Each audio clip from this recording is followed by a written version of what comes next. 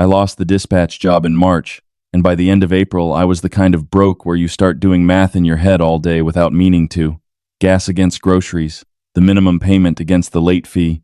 I'd worked the same logistics floor for 11 years, routing freight for a company that decided in a single afternoon that it could route the freight cheaper without me.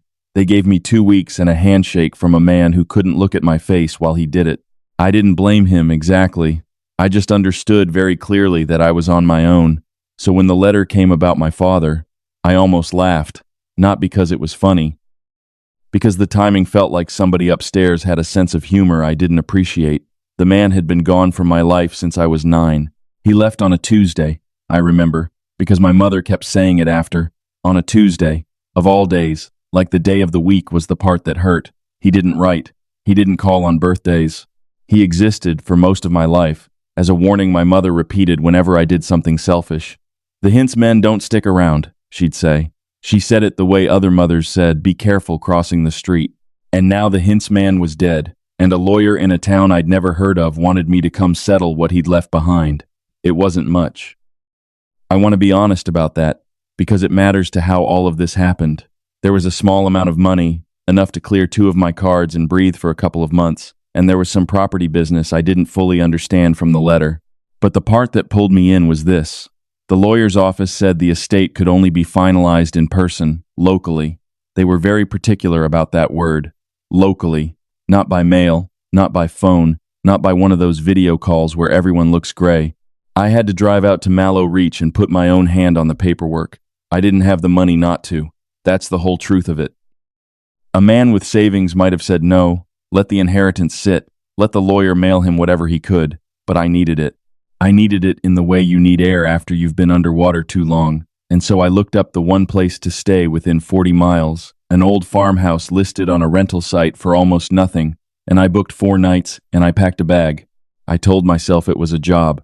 Go in, sign the papers, come home with enough to stop the bleeding. I told myself I didn't care about the man at all, that I was going for the money and nothing else. I believed that for about as long as it took to get there. Mallow Reach showed up after 2 hours of county highway, the kind of road where the radio gives out and you start to feel like you've driven off the edge of the part of the country that anybody bothers about. There were grain elevators, gray and enormous, leaning over the town like they were tired of standing. There was a rail spur with weeds growing up through the ties. There was one gas station with sodium lights already humming, even though the sun hadn't fully gone down, and a main street with more shut doors than open ones. I stopped at the gas station because I needed fuel and because I wanted to feel like a person talking to another person before I got to the house. The clerk was younger than me, maybe 30, with a name tag that said Wade. He rang me up easy enough, friendly in the bored way of someone who'd been alone behind a counter all day. Then he asked where I was headed, the way people do, just to fill the air, and I said I was staying out at the old farmhouse, the rental, and he nodded. And then I said my name, because he'd asked for it for the receipt, and I said it plain. Daniel Hints. He went still, just for a second. It wasn't dramatic. He didn't drop anything or gasp. His hands just stopped on the register, and his eyes came up to my face for the first time, really looking, and then he caught himself and smiled too wide and said, "Long drive, huh?" and handed me my change. I drove off and told myself I'd imagined it. People go quiet for all kinds of reasons. Maybe he'd known a Hints. Maybe the name reminded him of someone. I was tired. And tired men see meaning in nothing. That's what I decided. The house sat at the end of a gravel drive a half-mile off the highway, close enough that you could still hear the road at night, a low, constant hum like the world breathing in its sleep. It was a 2-story farmhouse from the 60s, white paint gone the color of old teeth, a metal porch roof, a leaning mailbox with no name on it. The fields around it went out flat and dark in every direction and hissed when the wind moved through them. The host was waiting on the porch, which I hadn't expected. Most rentals these days, you never meet a soul. There's a lockbox and a code, and you never see another human being. But she was there, an older woman, late 60s maybe, in a quilted vest with her arms folded against the evening cool. She introduced herself as Renelle Causey and shook my hand with a dry, firm grip, and she held it a moment too long, turning my hand over slightly as she did, like she was checking it for something, before she let it go. "You found it all right?" she said. It wasn't a question. And then, almost to herself, looking at my face the way you'd read a label, "You've got the Hints mouth. They all have it. Pulls down a little at one corner. She walked me through the house with the efficiency of someone who'd done it 1,000 times. Here's the kitchen. The propane stove takes a second to catch. Here's the thermostat. Don't touch the one in the hall. It's just for show. The place smelled of old propane and dish soap, and underneath that something colder, something like a church basement that's been closed up for a season. The floors were warped pine that gave a little under your weight. There was a wall clock running, I'd find out later, exactly 4 minutes fast, and a vinyl tablecloth, and a mounted phone on the kitchen wall, the old kind with a cord, which she pointed at and said, "That's there for emergencies. Cell signal comes and goes out here," she added like an afterthought. "Sometimes it'll ring on its own. Old line. You don't have to answer it. It's not for you yet." I didn't ask her what she meant by yet. I think I already didn't want to know. She handed me a binder. A real binder, laminated pages, the kind a place develops over years of guests asking the same questions. House rules, the Wi-Fi password that didn't work, instructions for the water heater.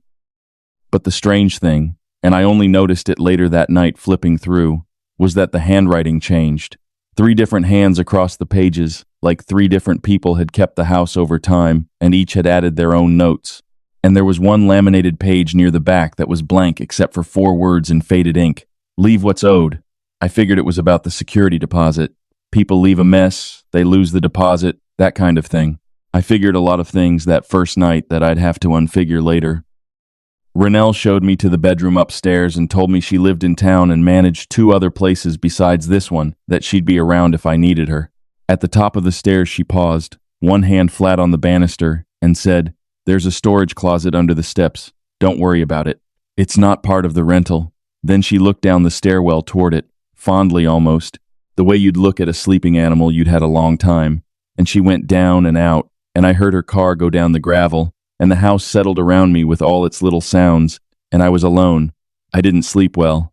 That's not unusual for me in a strange bed, but it was more than that.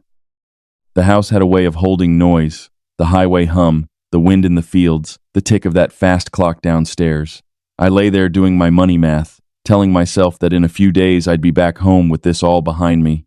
And then, at some point in the dead middle of the night, the phone rang. Not fully. That's the thing I keep coming back to. It didn't ring the way a phone rings. It gave one short half ring, a single clipped sound that started and stopped before it could finish, like someone had picked it up on the other end, the instant it began. I lay there with my heart going, telling myself I'd dreamed it, and then I got up, because you can't not, and I went downstairs in the dark with my phone for a flashlight. The clock on the wall said 2:14. I remember that because I subtracted the 4 minutes out of habit and thought 2:10, like it mattered. I picked up the wall phone. There was a dial tone, just a flat, ordinary dial tone. But the smell was there, strong, right at the base of the stairs near that closet she'd told me not to worry about. Wax and coal dust. Church basement. I stood there a long minute with the dead dial tone against my ear and the smell in my throat, and then I hung up and told myself it was old wiring, a crossed line somewhere, the kind of thing that happens in houses this age. I went back to bed. I did sleep, eventually, but I dreamed about the closet without ever having looked at it, which is a strange thing to do, to dream about a door. In the morning, the house felt ordinary again, the way these things do. Daylight has a way of making the night before seem foolish. I made coffee on the propane stove that took its second to catch, and I sat at the vinyl tablecloth with my paperwork, and I tried to be the practical man I'd promised myself I'd be. But on my way to refill the coffee, I stopped at the bottom of the stairs and finally looked at the closet. It was a low door, built into the underside of the staircase, the kind of space that should hold a vacuum cleaner and a box of light bulbs. It had been painted over many times. You could see the layers at the edges where the brush had built up, white over cream over something darker underneath. And screwed into the center of the door, at about chest height, was a small brass holder, the kind that holds a card, the kind you'd see on an old filing cabinet or an office door. And in the holder was a yellowed card. And on the card, in faded typeface, was a single word, hints. I want to describe what that does to you, seeing your own name where it has no business being. It's not fear, not right away. It's more like the floor tilting, like a word in a language you speak suddenly meaning nothing. I stood there and read it again, and my first thought, my actual first thought, was that it must be a common thing, that maybe Hints was a brand of closet, a manufacturer, a hardware company. That's how hard the mind works to keep the floor level under you. But Hints isn't a brand. It's not even a common name. I'd gone my whole life being the only Hints anyone had ever met. And here it was, screwed to a door in a rented farmhouse 2 hours from anywhere, on a card that, I could see when I looked closely, was older than the most recent coat of paint. They'd painted the door and painted around the brass holder, careful, deliberate, preserving it. Whoever maintained this house had kept that card in place through every repainting on purpose for years. I tried the door. It was locked. Not a flimsy interior lock, but a real one. A deadbolt set into the old wood. And the smell was there again, faint in the morning but unmistakable. Wax and coal dust. I called Renelle. The number was in the binder. She picked up on the third ring and I asked her, trying to keep my voice level, about the closet, about the name on it. Oh, that, she said. Easy as anything. That's just the name on it. Always has been.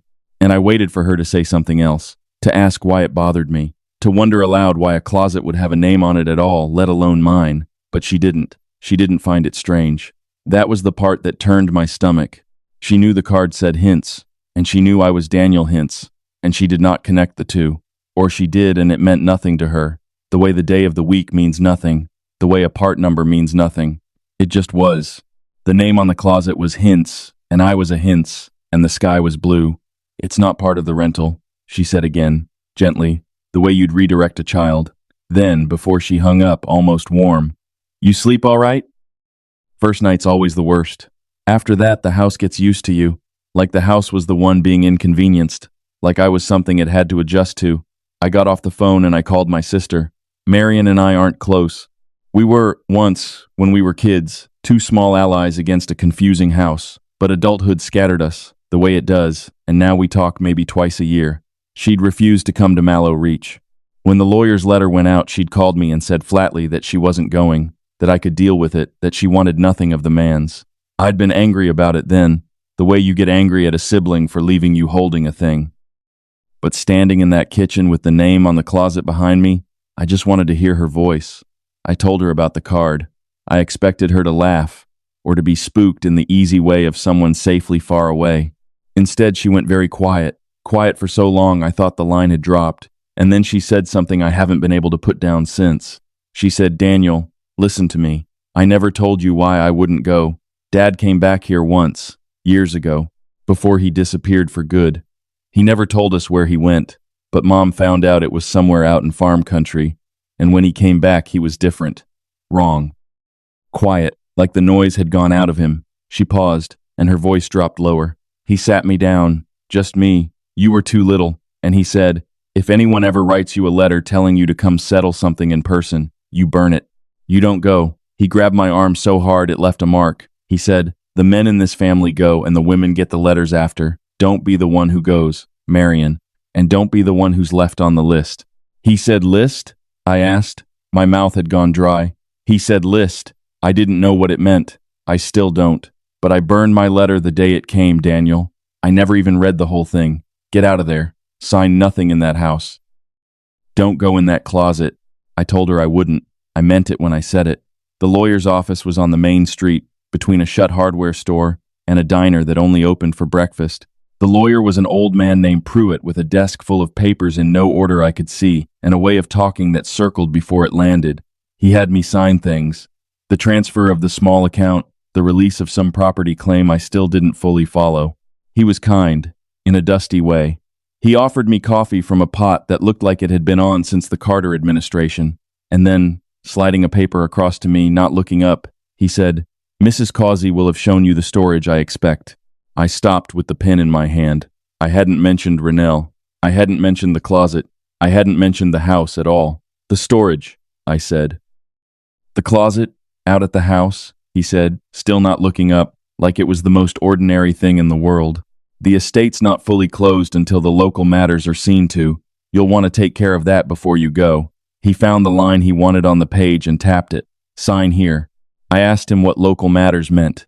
He looked at me then, over the top of glasses he didn't need to look over, and there was something in his face that wasn't unkind, but wasn't going to help me either. The look of a man who has explained the process so many times that he's forgotten it needs explaining, or who has decided it's not his job to. "You'll know it when you see it," he said.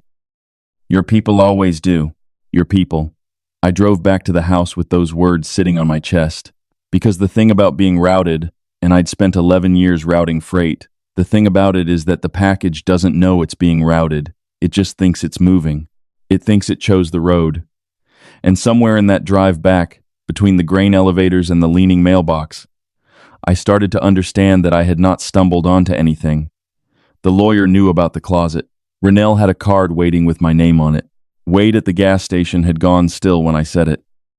The booking, the only rental for 40 miles, the estate that could only be settled locally, in person, none of it was chance. I had been moved here the way a package gets moved, and the people moving me weren't even being secretive about it, because to them it wasn't a secret, it was a procedure. It was Tuesday. I stopped at the gas station again on the way back. I told myself I needed something to eat, but really, I wanted to talk to Wade, because he'd been the first one to flinch, and a man who flinches knows something. He was behind the counter, and when I came in, he watched me the whole way across the floor. I bought a sandwich I didn't want and a coffee, and while he rang it up, I said, "Lo, you knew a hint, didn't you?" His hand slowed. He didn't deny it. "New one, yeah," he said. "Older guy. Came through. Stayed out at the house. Settled some business. Left." He pushed the change across. "He left fine. They always leave fine." "What does that mean?" I said. "They always leave fine." He glanced at the door, the way you do when you're checking you're alone, and then he said, quieter, "It means don't make it harder than it is. You go out there, you do what the place needs done, you leave. People who leave fine, they leave fine. People who fight it." He shook his head and didn't finish. He never finished. None of them ever finished a sentence in that town. They handed you the first half and let you carry the rest. "Just," he said, and looked at me with something almost like pity. "When you read it, and you're gonna read it, everybody reads it. Don't read past your own. Read your own and stop." I asked him what I'd be reading. He'd already turned to restock the cigarettes behind him, and he didn't turn back. There was a vending machine by the door, I remember, with a handwritten out-of-order sign taped over the coin slot, and on my way out I had the stupid thought that even the machines in this town had stopped working, like the whole place was running on momentum and old habit and nothing else. I went back to the house. I sat with the binder. I sat with the blank page that said "Leave what's owed."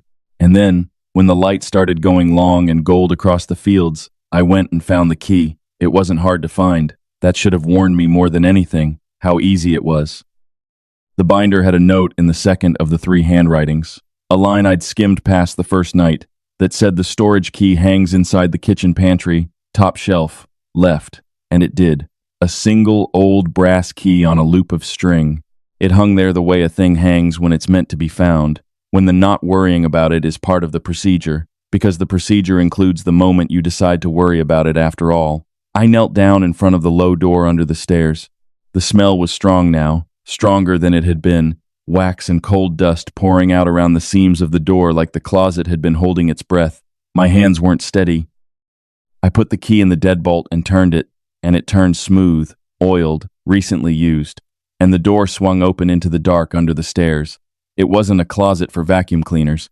Inside, the space had been built out with shelves, narrow wooden shelves running back into a depth that the staircase above shouldn't have allowed, though that might have been the dark playing with me. And on the shelves were boxes, small ones, shoe boxes and smaller, each one with a card slotted into a brass holder on its end, just like the door, and on each card a date. The dates went back. I ran my light along them, and the years climbed backward into the dark, the 70s, the 60s, further, the cards yellowing and curling the deeper they went. And on a little stand at the front, where you couldn't miss it, was a book, a green cloth-bound book, the cover soft with handling, the corners gone round, the kind of ledger a business keeps, or a church, or a family that has turned itself into an institution without ever deciding to. I should have closed the door. I want you to know that I know that. Marion had told me not to. Wade had told me, in his half-sentence way, to read my own and stop. Every instinct a person has for self-preservation was telling me to lock the door and drive away and let the inheritance rot. But I was a man who needed to know why his own name was on a closet. And there's a kind of need that's stronger than fear. I took the book to the kitchen table, under the light, and I opened it. The first pages were old. The ink had gone brown, the handwriting cramped and formal in the way people used to write. And the entries, once I understood what I was reading, were all the same shape, even across the decades, even in different hands. Each one began with a date, and then a name, a hints, written in their own hand, signing themselves into the book, and then a few lines, sometimes only a few, sometimes more, describing a death, a father, a brother, an uncle, the hints, who had died, and then a description of something the writer had left, a watch, a ring, a photograph, and then, almost always, the same closing line, in the writer's own hand, like a thing they'd been told to write, left what was owed. I turned the pages and the deaths went by, generation after generation, each hint summoned by the death of the last, each one coming to this house, finding this book, writing themselves into it. The handwriting changed. The ink changed. The decades changed, but the shape never did. A hintsy dies, a hintsy comes. A hints leaves something in the closet and writes that they left what was owed, and then, I understood, they went home, and they lived out their lives, and they too eventually died, and then their living kin got a letter from a lawyer about settling matters locally, in person. It was a system. It had been running longer than I'd been alive, longer than my father had been alive. It had the patience of an institution. It didn't need to chase anyone. It just waited the way a filing cabinet waits for the next document to arrive. I read about a man in 1981 who left his wedding ring and wrote that his wife had passed 2 years before and he had no more use for it. I read about a woman in 1968, one of the few women in the book, who left a christening gown and wrote nothing else at all, just her name and the date, and left what was owed, and somehow the blankness of it was worse than any explanation. And there was one, deep in the brittle brown pages, that I have never been able to stop seeing. A man in the 40s, by the look of the ink, whose hand was steady at the top and ruined at the bottom. He wrote that his daughter had been sick a long time and that the doctors had given up and that he could not watch it anymore. And what he left, the line said in his careful early hand, was her name. Just that, her name. Below it, he had written it out, a little girl's name, the kind that was common back then, and then crossed it through with a single hard line so deep the pen had torn the paper. And he had written underneath, smaller, the strokes gone shaky, I have forgotten what she was called now. It's gone. The host says that's how I'll know it's paid. And then the closing line, left what was owed, in handwriting that didn't look like it belonged to a grown man anymore. He hadn't left an object. He'd left the memory of her name. And whatever this place was, it had taken it clean, the way it had taken the watch and the ring and the gown, and he'd gone home emptied of his own daughter's name and written that this was how he'd know the debt was settled. I sat with that one a long while before I could turn the page. And then I came to an entry that broke the pattern, and I think it was meant to be found too. The way everything in that house was meant to be found. It was dated in the early 70s. The hand was a woman's, careful and then less careful as it went. Eleanor Hintz, and she didn't write the shape. She argued with it. She wrote that she didn't understand what was being asked of her. She wrote that she'd come to settle her brother's affairs and found this book in this closet and a host who wouldn't explain and a town that wouldn't meet her eyes. She wrote that she refused to leave anything, that she didn't owe anyone anything, that she was going home. And the handwriting, as that entry went on, started to come apart. The careful loops loosened. She wrote the same line 3 times. I won't leave it. I won't leave it. I won't leave it. The letters getting larger and worse. And then the entry simply stopped, mid-page, the ink trailing off into the margin. And underneath it, in a different hand, the dry administrative hand I was starting to recognize, the hand of whoever kept this book the way Rennell kept the house, was a single line. Did not leave what was owed. Returned the following spring. I sat with that for a long time. Returned the following spring. Not came back. Returned. Like a package that hadn't been delivered correctly. Like a thing that the system had simply rerouted, patiently, because the system did not lose track of its inventory, and Eleanor Hintze, who thought she could refuse, was inventory. I should have stopped there. Wade told me to read my own, and stop. But there were the boxes, and now I understood what was in them, and I could not stop myself from going back to the closet and taking down a few, just to see, just to hold the proof of it in my hands. The watch from 1981 was in its box, tarnished, stopped, the wedding ring from another entry, a thin gold band gone dull. The christening gown yellowed, folded with a care that hurt to look at. And these weren't valuables. That was the thing that took the air out of me. A pawn shop wouldn't have given you $10 for the lot. These were not things of money. They were things of attachment. They were the objects a person keeps because of who they're attached to. A wife's ring, a child's gown, the things that tie you to a person you loved, and the things, I started to understand, that you would only give up if you were the kind of person who let go of people, if you were the kind of person who left. And we were. The hints men, my mother always said. The ones who don't stick around. The system didn't need money. It needed the proof that we could let go of the people we loved. It fed on exactly the thing that was wrong with us, the thing I'd spent my whole life afraid of becoming, and it had been feeding on it, family member by family member, for longer than anyone alive could remember. I almost didn't look for his entry. Part of me knew it would be there and didn't want to see it. But I'd come this far on the strength of needing to know, and need doesn't switch off when it gets uncomfortable. I turned the pages forward, toward the recent ones, and I found it. Dated to the year my grandfather died, the year before my father came home wrong and quiet and told my sister never to go back to the place he came from. His handwriting. I'd seen it on exactly 2 birthday cards in my whole life, the only 2 he ever sent, years apart, before he stopped. I knew the slant of it. He'd signed himself into the book the way they all did, and he'd written a few lines about his own father's death, lines with no warmth in them, and then he'd written what he left. He wrote that he was leaving the boy's photo. He wrote that it was the only thing he'd miss. The boy was me. I knew it before I even took down the box for that year, and when I took it down and opened it, there it was, a photograph of a child, maybe 8 years old, a school photo with a fake blue background, and it was me, my gap teeth, my bad haircut, the shirt my mother had ironed. My father had come to this house the year before he vanished from my life, and he had been asked to leave what was owed, to prove he could let go of the thing he loved most, and the thing he loved most was a photograph of his son, and he gave it up, and then he went home, and a year later he left for good, and my whole life I thought he'd abandoned us, because the hints men just do that, because it was in the blood, because it was a flaw, but it wasn't a flaw he was born with. It was a transaction he'd made in this house. He'd traded me away in a closet under a staircase to settle his father's estate, and the leaving that came after, the disappearing, was just him living out the deal. He hadn't left because he didn't love me. He'd been required to prove he could. I don't know how long I sat there holding the photograph of myself that my father had given to a closet. The light went all the way down outside. The clock ticked 4 minutes fast. At some point I realized I was crying, the slow, tired way you cry when you're too worn down to do it properly, and I put the photograph back in its box because I didn't know what else to do with it, and I closed the closet, and I called Renelle. She came out. I'll give her that. It was full dark, and she drove out on the gravel and stood in the kitchen doorway in her quilted vest, and she looked at me holding the green book, and she didn't look surprised, and she didn't look ashamed. She looked the way a nurse looks at a patient who's finally stopped fighting the needle, relieved almost, tender about it. You read it, she said. She came in and set a hand on the green cover, light, the way you'd touch a thing you'd cared for a long time. I kept this one nice. My grandmother let hers get water damage the early pages. I do better than she did. I asked her what it was.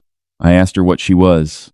I asked her how she could keep a house like this, keep a closet like this, slot the cards in the brass holders and oil the deadbolt and hang the key where it would be found, knowing what it was for. And she said, not unkindly, I just keep the place ready. She said her grandmother had kept it before her, and her mother in between, and that she didn't make the procedure and she didn't enforce it. She just kept the house in order so that when someone came, it was ready for them. Your father did fine, she said. He came, he saw to it, he went home. He did fine. You'll do fine too. She said it the way you'd reassure someone nervous about a routine medical thing. There. Everyone gets through it. I asked her what happened if I didn't. If I just left. She didn't threaten me. That's what I want you to understand. There was no menace in her at all.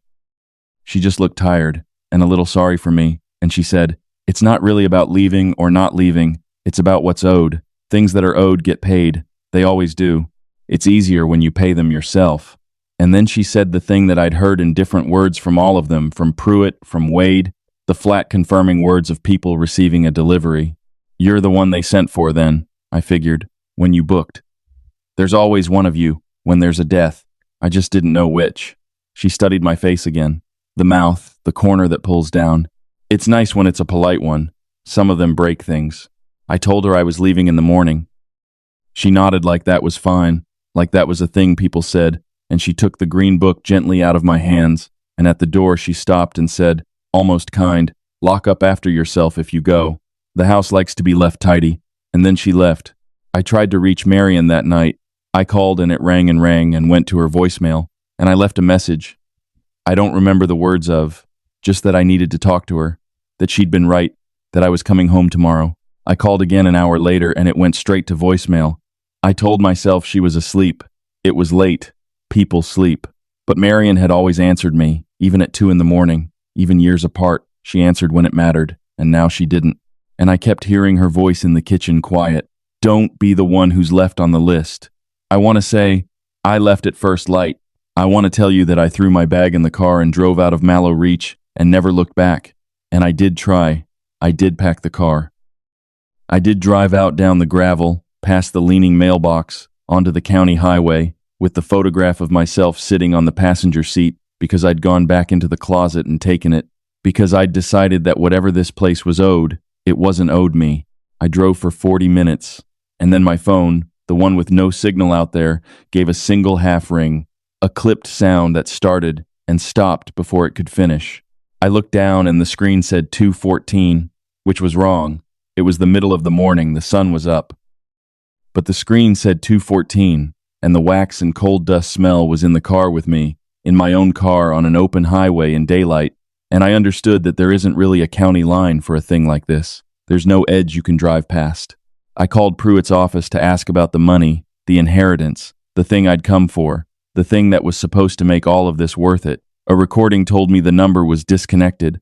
I drove to the next town and tried to use the inheritance, tried to draw on the account that was supposed to have cleared, and the card was declined. I tried another card and it was declined.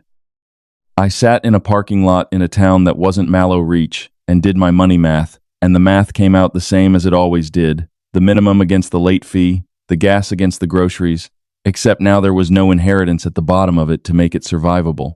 The estate wasn't closed. The local matters hadn't been seen to.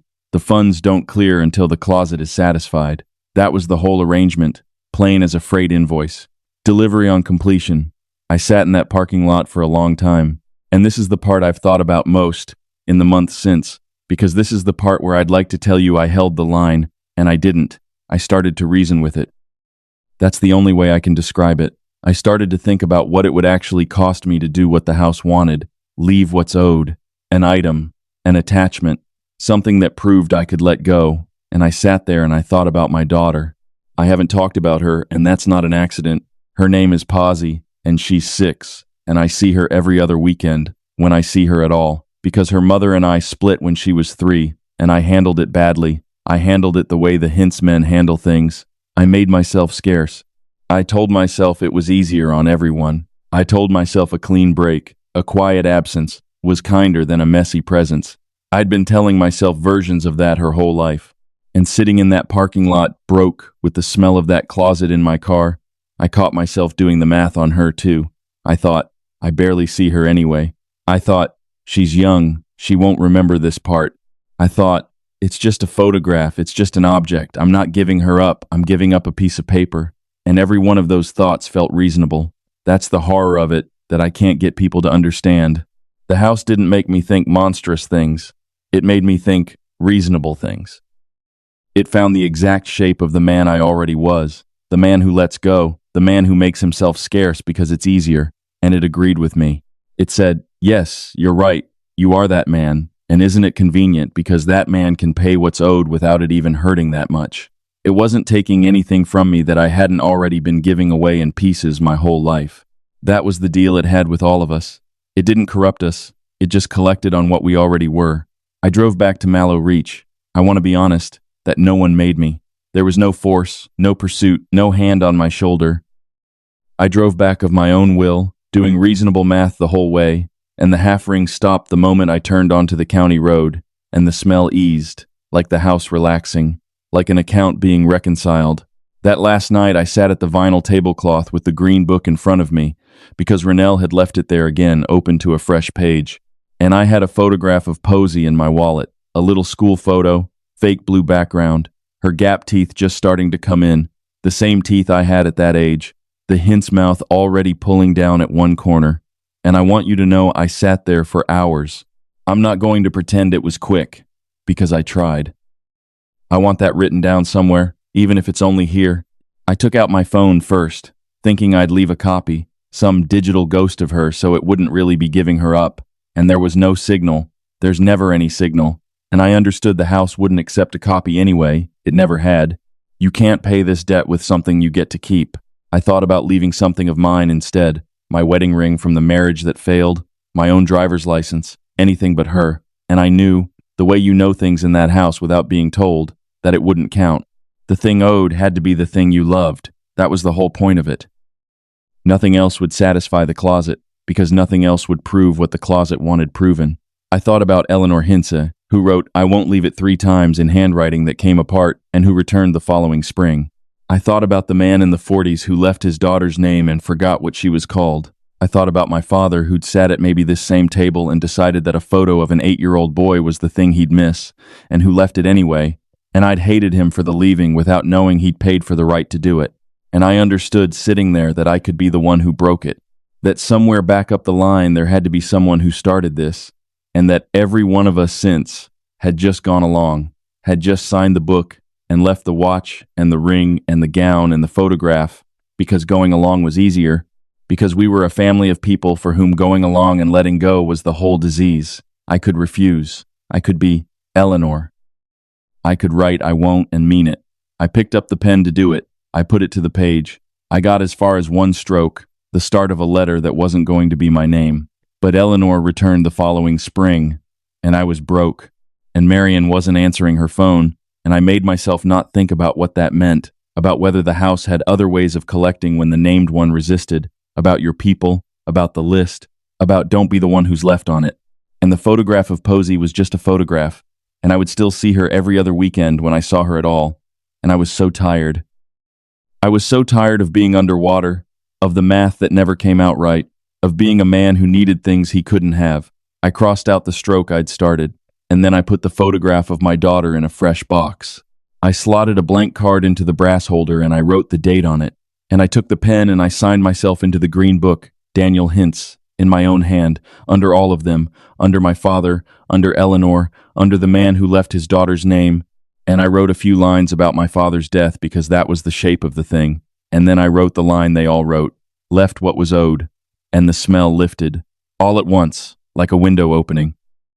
The wax and the coal dust just went out of the air and the house smelled like an ordinary old house, propane and dish soap and dust, and the clock on the wall, which had run 4 minutes fast since I'd arrived, ticked once and seemed, when I checked it against my phone, to be exactly right.